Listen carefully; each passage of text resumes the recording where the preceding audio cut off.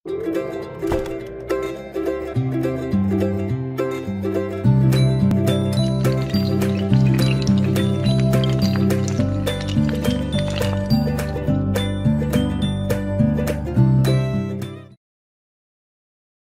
tadi Anda saksikan ya, tentang seorang ibu yang menampar petugas bandara dan sekarang sudah beredar viral.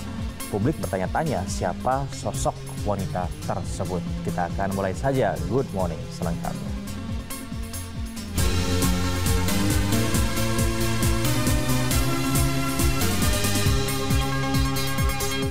Ya, kita mulai dengan informasi yang sangat viral saat ini. Ada sebuah video kekerasan yang melibatkan seorang penumpang pesawat dengan petugas Bandara Samratulangi Manado yang kini beredar luas di sejumlah media sosial dan saya yakin Anda pun sudah menyaksikannya. Nah, penumpang perempuan ini ceritanya menolak mengikuti prosedur pemeriksaan saat petugas bandara memintanya melepas jam tangan dan melewati mesin scanner.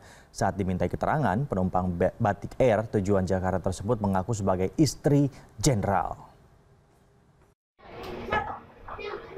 Tindakan arogan salah seorang calon penumpang yang berinisial JW ini direkam oleh salah seorang petugas bandara Samratulangi.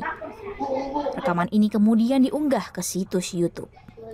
Insiden pemukulan tersebut bermula saat JW melewati pintu detektor saat akan masuk ke ruang tunggu bandara.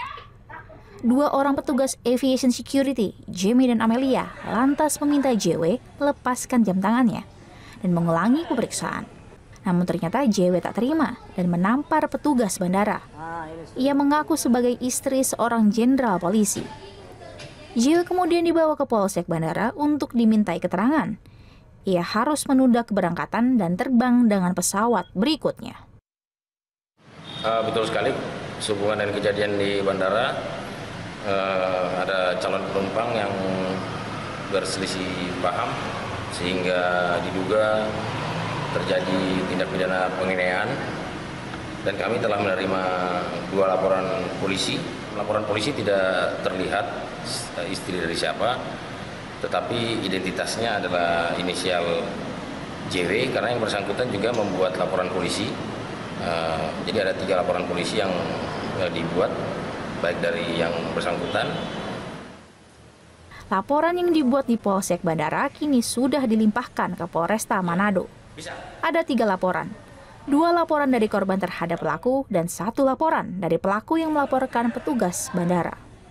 Michelle Jongker, Manado.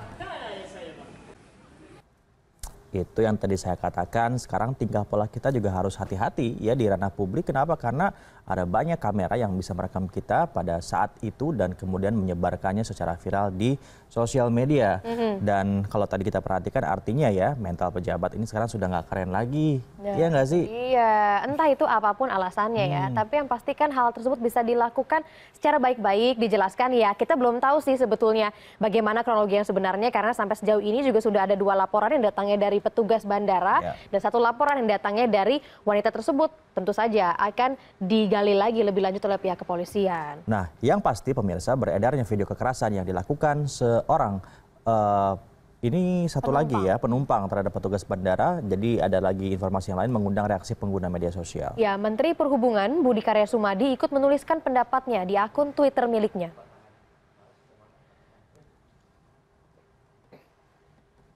Ya, dalam akun pribadi miliknya, Menteri Perhubungan Budi Karya Sumadi menulis menyayangkan sikap arogansi kepada petugas aviation security di Bandara Samratulangi Manado. Saya minta agar segera melakukan upaya hukum. Ada lagi nih netizen yang ramai menulis pendapatnya terkait kasus kekerasan terhadap petugas bandara, termasuk milik Budi Darmawan. Ini beneran cuma perihal copot jam tangan doang? Nah, ini juga yang jadi pertanyaan banyak orang ya. Bahkan ada juga yang terkesan heran dengan petugas bandara ya yang pada saat peristiwa terjadi hanya diam tanpa menunjukkan perlawanan. Dan ada juga netizen yang mendukung pentingnya edukasi terhadap penumpang. Ya siapa tahu ya ibu pejabat tersebut tuh jarang naik turun pesawat. Jadi tidak tahu soal SOP tersebut tentang alasan copot jam tangan dan masuk ke mesin scanner. Oke, ya ini pelajaran buat kita semuanya ya. Terlepas bahwa seperti apa sebetulnya kronologi yang terjadi dan kita tentu masih menantikan informasi tersebut. Namun demikian untuk kita semuanya, ada baiknya kita sekarang sudah mulai tahu tentang hal-hal yang sepatutnya bisa kita lakukan di ruang publik. Betul, karena apapun yang menjadi ranah privasi bisa menjadi ranah umum karena media sosial itu tadi.